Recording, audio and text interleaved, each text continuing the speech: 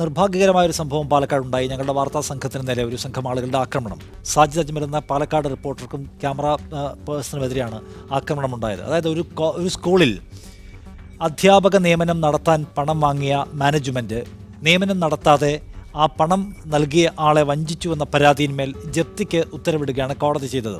ആ ജപ്തി നടപടി റിപ്പോർട്ട് ചെയ്യാൻ എത്തിയ സംഘത്തെയാണ് സ്കൂൾ മാനേജ്മെൻറ്റ് അംഗങ്ങൾ കൂടിച്ചേർന്ന് മർദ്ദിക്കുകയും പൂട്ടിയിടുകയും ദൃശ്യങ്ങൾ മായ്ച്ചു കളയാതെ അവിടെ നിന്ന് പോകാൻ അനുവദിക്കില്ല എന്ന് ഭീഷണിപ്പെടുത്തുകയും ചെയ്തത്.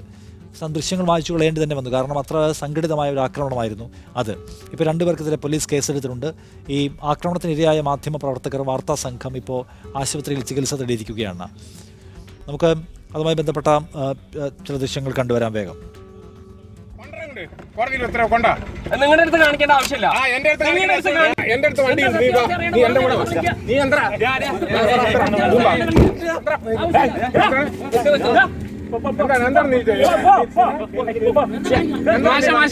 കൊറേ സമയം ഇവര് നമ്മളെ ഹറാസ് ചെയ്യണു.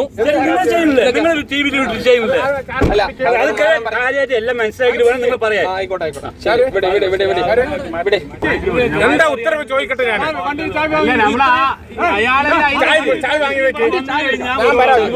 ഞാൻ പോവാ. ആയിക്കോട്ടെ, പോയിക്കോളി. നമ്മൾ എന്താണ് വന്ന് സ്കൂളിലേക്ക് വരാത്ത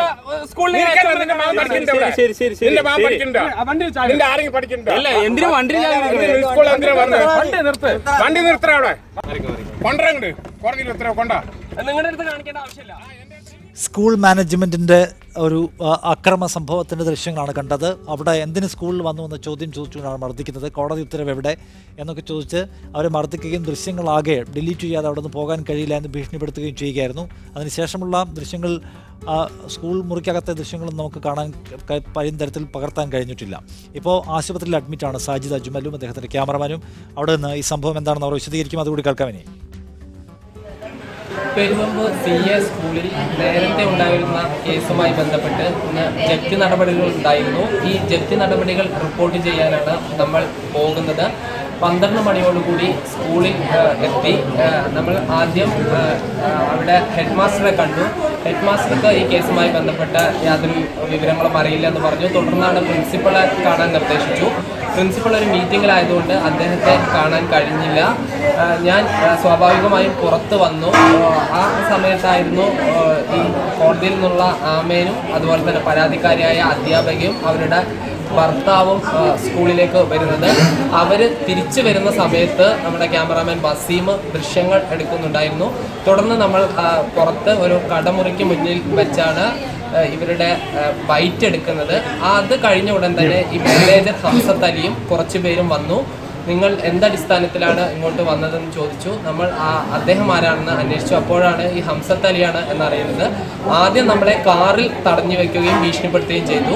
തുടർന്ന് നമ്മുടെ കാറ് തുറന്ന് മൈക്കെടുത്തു. തുടർന്ന് നാസറിൻ്റെ കയ്യിൽ നിന്നും ബലം പ്രയോഗിച്ച് നമ്മുടെ വണ്ടിയുടെ ചാവിയും വാങ്ങി.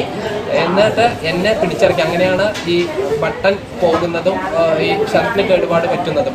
ആ സമയത്ത് നമുക്ക് ദേഹോപദ്രവം ഏൽപ്പിച്ചിരുന്നില്ല. വസീമിന് ചെറിയ രീതിയിൽ അവർ തള്ളി മാറ്റുന്നുണ്ടായിരുന്നു. തുടർന്ന് സ്കൂളിനകത്തേക്ക് തള്ളിക്കയറ്റുകയും എൻ്റെ കഴുത്തിന് അടിക്കുകയും ഞാൻ നിലത്ത് വീഴുകയും ചെയ്തു. തുടർന്ന് വസീമും നാസറും എന്നെ പൊക്കിയെടുത്തുകൊണ്ട് ഒരു ക്ലാസ് റൂമിലേക്ക് കയറ്റുന്നു. തുടർന്ന് ഒരു വലിയൊരു സംഘം 10-30-ലധികം വരുന്ന ആളുകൾ അരമുക്കാൽ മണിക്കൂർ ഞങ്ങളെ തടഞ്ഞു വെക്കുന്നു. പിന്നെ എനിക്ക് തോന്നുന്നത് അതിനകത്തുനിന്ന് വസീമിനാണ് വലിയ തോതിൽ മർദ്ദനമേറ്റത്. ആ കാര്യങ്ങൾ വസീം തന്നെ പറയും. വസീം, ഞാനവിടെ ഈ വേദനോട് കിടക്കുമ്പോഴും വസീമിന് അവരെ ഒരുപാട് മർദ്ദിച്ചു, മുഖത്തേക്ക് അടിച്ചു. അപ്പോൾ ശരിക്കും സംഭവിച്ചെന്താണ്, ഞാൻ ആ വേദന കൊണ്ട് പൂർണ്ണമായിട്ട് എനിക്ക് ശ്രദ്ധിക്കാനും പറ്റിയിരുന്നില്ല. നീയാണ് ഇതിന് വിഷലെടുത്തത്, നീയാണോ എന്ന് ചോദിച്ചിട്ട് ഇങ്ങനെ തല്ലുണ്ടായിരുന്നു. അപ്പോൾ ആരും പിടിച്ചു മാറ്റാൻ ഉണ്ടായിരുന്നില്ല. അപ്പോൾ നാസർ വന്നിട്ടാണ് കുറച്ചേലും തല്ലി പിടിച്ചു മാറ്റിയത്. അപ്പോൾ തലക്കും പിന്നെ കഴുത്തിനും പിന്നെ ഇവിടെ മുഖത്തൊക്കെ ആയിട്ട് ഒരു 4-5-6 കടികൾ അടിച്ചിട്ടുണ്ട്. പിന്നെ അശ്ലീലമായിട്ടുള്ള തെറികളൊക്കെ വിളിച്ചിരുന്നു. ഇത്രയും സ്കൂളിൽ കുട്ടികളുണ്ടായിരുന്നു. നമ്മൾ കേട്ടാൽ അറയ്ക്കുന്ന ആഭാസത്തരങ്ങളാണ് വിളിച്ചു പറഞ്ഞിരുന്നത്. ഞാൻ അദ്ദേഹത്തോട് ചോദിച്ചു, ഒരു സ്കൂളിനകത്ത് കുട്ടികൾ നോക്കി നിൽക്കുക ഇത്തരം കാര്യങ്ങൾ പറയുകയാണോ എന്ന് ചോദിച്ചപ്പോൾ നിന്നോടൊക്കെ അതല്ലാതെ വേറെ എന്താണ് പറയുക എന്നായിരുന്നു അദ്ദേഹം പറഞ്ഞത്.